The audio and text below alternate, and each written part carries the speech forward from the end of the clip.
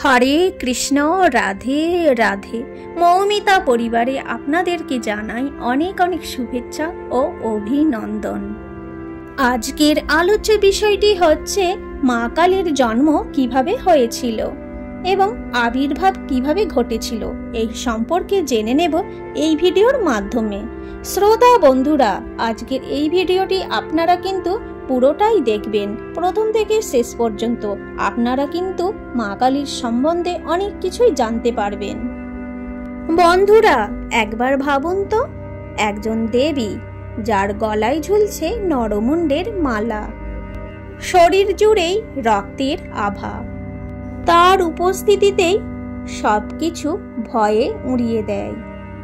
এমন একজন দেবী যার পদতলে স্বয়ং মহাদেব নত হয়। একবার যদি তিনি ক্রোধান্বিত হন, তাকে শান্ত করতে একমাত্র পারেন ভগবান শিব। তবু এই ভয়ঙ্কর রূপের পেছনেও লুকিয়ে রয়েছে এক মাতৃ স্নেহ, এক গভীর ভালোবাসা, যা ভক্তকে সন্তান রূপে স্পর্শ করেন মা কালী। তার ভক্তদের সঙ্গে এক ভালোবাসাময় সম্পর্ক বজায় রাখেন। ভক্ত তার সন্তান রূপেই থাকে, কখনো পুত্র কখনো কন্যা। আর মা কালী থাকেন এক স্নেহময়ী রক্ষাকারী মায়ের রূপে। আজকে আমরা জানব মা কালী কিভাবে সৃষ্টি হলেন। এই ভিডিওটি আপনি শেষ পর্যন্ত না দেখলে কখনোই জানতেই পারবেন না। তাই বন্ধুরা, সঙ্গে থাকুন, কারণ যা আপনারা এই ভিডিও থেকে শ্রবণ করবেন তা আপনাদের বিস্ময়কর বা স্তব্ধ করে দেবে। বন্ধুরা, সমস্ত দেবদেবীদের মধ্যে মা কালী হচ্ছেন এক অন্যতম উগ্র রূপ। কালী শব্দটি এসেছে কাল শব্দ থেকে, যার অর্থ হল সময়। হিন্দু ধর্মের মতে মা কালী হচ্ছেন অশুভর ওপর শুভের বিজয়ের প্রতীক। তাকে ভয়ঙ্কর ও অপরাজয় শক্তিশালী দেবী হিসেবে পূজা করা হয়। তিনি শক্তি, সৃজনশীলতা, উর্বরতার প্রতীক। বিশ্বাস করা হয় মা কালী জন্মগ্রহণ করেন ধর্ম রক্ষা ও পাপী রাক্ষসদের বিনাশের জন্য। বন্ধুরা, যদিও মা কালীর জন্ম নিয়ে অনেক কিছুই প্রচলিত রয়েছে, আজকে আমরা শুনব এমন বিস্ময়কর কাহিনী যা শুনেই আপনিও অভিভূত হয়ে যাবেন। পুরাণে বর্ণিত আছে, দারুক নামে এক রাক্ষস ছিল, যে কঠোর তপস্যা করে ব্রহ্মদেবকে সন্তুষ্ট করেছিল। ব্রহ্মদেব প্রসন্ন হয়ে তাকে বর দেন, তোমার মৃত্যু শুধুমাত্র একজন নারীর হাতেই হবে, এছাড়া অন্য কেউ তোমাকে মারতে পারবে না। এই কথা শুনে দারুক হাসল এবং ভাবল, নারী তো কমল শান্ত মৃদুভাষী, তারা আবার কি ক্ষতি করতে পারবে। কিন্তু সে একথা ভুলেই গেল। অন্যায় ও অত্যাচার যখন সীমা ছাড়ায়, তখন সেই নারী নিজের ক্রোধ রূপে দুষ্টদের বিনাশ করে থাকেন। হিন্দু ধর্মে নারী শক্তির প্রতীক। সেই শক্তির মূর্ত রূপ মা কালী, যিনি এক মহাপূজ্য দেবী। তাকে বলা হয় ক্রোধের দেবী, যিনি নারী শক্তির প্রতিনিধিত্ব করে, দুষ্টদের ধ্বংস করে। মা কালী মানব জাতিকে এই বার্তা দেন, নারী কখনোই দুর্বল নয়, প্রয়োজনে সে উগ্র রূপ ধারণ করে দুষ্টদের বিনাশ করে থাকেন।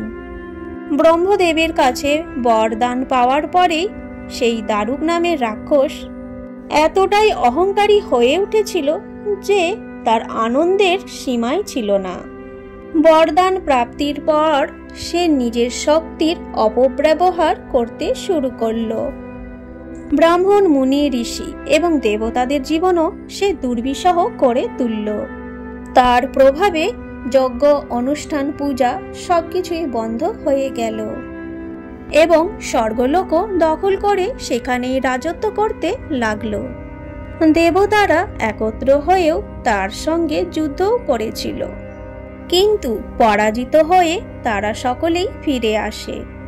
তখন ব্রহ্মদেব দেবতাদের বললেন, এই রাক্ষসকে কোনো পুরুষ হত্যা করতে পারবে না, কেবলমাত্র কোনো নারী একে মারতে পারবে। তখন সমস্ত দেবতা সাহায্যের জন্য মহাদেবের শরণে গেলেন এবং দারুক নামে রাক্ষসের সমস্ত কাহিনী জানালেন। এই ভয়ঙ্কর সমস্যা সমাধানের জন্য ভগবান শিব দেবী পার্বতীর দিকে তাকিয়ে বললেন, হে কল্যাণী, জগতের মঙ্গল এবং দারুক নামক রাক্ষসের বিনাশের জন্য তোমার কাছেই প্রার্থনা করছি। এটি শুনে মা পার্বতী মৃদু হেসে উঠলেন এবং নিজের এক অংশ ভগবান শিবের শরীরে প্রবেশ করিয়ে দিলেন। আর তখনই ভগবান শিব তার তৃতীয় নয়ন উন্মুক্ত করলেন। সেই তৃতীয় নয়ন থেকেই প্রকাশ পেলেন এক কৃষ্ণবর্ণ ভয়ঙ্কর দেবী, যিনি পরে মা কালী নামে পরিচিত হলেন। মায়ের এই রুদ্ররূপ এতটাই ভয়ঙ্কর ছিল যে দেবতা ও দানব কেউই তার সামনে দাঁড়াতে পারল না। মা কালী সকল রাক্ষসের বিনাশ করলেন। দানবদের বিনাশ ঘটানোর জন্য মা দুর্গা বিভিন্ন রূপ ধারণ করেছিলেন, কিন্তু এদের মধ্যে সবচেয়ে শক্তিশালী দানব ছিল রক্তবীজ। রক্ত মানে রক্ত বা লাল, আর বীজ মানে জীব বা বীজ, অর্থাৎ যার রক্তের ফোঁটার মাধ্যমে নতুন প্রাণের সৃষ্টি হয় তাকেই বলে রক্তবীজ। কথিত আছে যে কঠোর তপস্যা করে ভগবান শিবকে সন্তুষ্ট করেছিল এবং একটি বরদানও পেয়েছিল, যেখানে যেখানে তার রক্তের ফোঁটা পড়বে সেখানে সেখানেই নতুন প্রাণের সৃষ্টি হবে। এই অসাধারণ ক্ষমতার কারণেই রক্তবীজের মনে অহংকার জন্ম নেয়। একদিন উন্মত্ত হয়ে সে দেবতাদের যুদ্ধে আহ্বান জানালো। সমস্ত দেবতা তার সঙ্গে যুদ্ধে অবতীর্ণ হলেন, কিন্তু যুদ্ধে যেখানে যেখানে তার রক্ত পড়ছিল সেখানে সেখানে আরও একটি রক্তবীজের জন্ম হচ্ছিল। ফলস্বরূপ হাজার হাজার রক্তবীজ সৃষ্টি হয়ে গেল, আর দেবতারা অসহায় হয়ে পড়লেন। শেষ পর্যন্ত দেবতারা ভয়ে কাঁপতে কাঁপতে মা দুর্গার শরণ নিলেন এবং তাদের প্রাণ রক্ষা করার প্রার্থনা করলেন। তখন মা দুর্গা রক্তবীজকে বধ করার জন্য কালী রূপ ধারণ করলেন। মহাকালী যুদ্ধক্ষেত্রে প্রবেশ করার পরেই তার জিহ্বা দীর্ঘ করে ফেললেন, যাতে রক্তবীজের কোনো রক্তের ফোঁটা মাটিতে না পড়তে পারে। যুদ্ধক্ষেত্রের সময় যেখানে যেখানে রক্ত পড়ছিল সেখানে মা কালী তার জিহ্বার দ্বারা শোষণ করে নিচ্ছিলেন। এইভাবেই রক্তবীজের এক ফোঁটা রক্ত মা কালী মাটিতে পড়তে দিলেন না এবং অবশেষে সেই ভয়ঙ্কর দানবের বিনাশ ঘটালেন। জয় মা কালী। আজকের এই ভিডিওটি এই পর্যন্তই থাকলো। সকলেই ভালো থাকবেন, সুস্থ থাকবেন। ভিডিওটি শ্রবণে আপনার যদি একটুও ভালো লেগে থাকে অবশ্যই একটি লাইক এবং কমেন্টে জানান জয় মা কালী। আপনি যদি আমার এই চ্যানেলে নতুন বন্ধু হয়ে থাকেন চ্যানেলটিকে অবশ্যই সাবস্ক্রাইব করে পাশে থাকা বেল আইকনটি অন করে রাখুন, যাতে আমার সমস্ত রকম ভিডিও কিন্তু আপনি খুব সহজেই পেয়ে যাবেন।